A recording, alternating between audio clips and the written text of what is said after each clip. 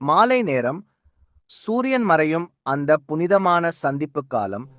அந்த நேரத்தில் தீபம் ஏற்றினால் என்ன பலன் கிடைக்கும் என்று ஆதிசங்கரர் என்ன கூறுகிறார் தெரியுமா? ஆதிசங்கரர் கூறுவது போல மாலை நேரம் என்பது தமஸ் குணம் அதிகரிக்கும் காலம். அதாவது அஞ்ஞானம், சோம்பல், எதிர்மறை சிந்தனை மனதில் புகும் நேரம்.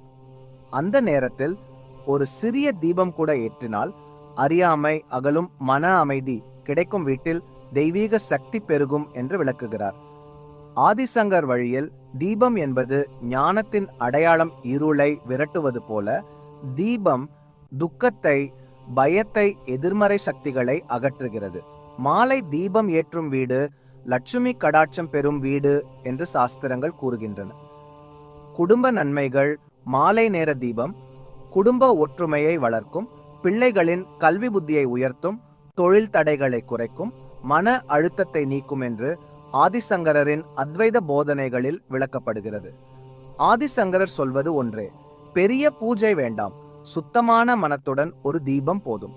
இன்று மாலை முதல் ஒரு தீபம், ஒரு நிமிடம், ஒரு பிரார்த்தனை உங்கள் வாழ்க்கையில பெரிய மாற்றத்தை கொண்டு வரும்.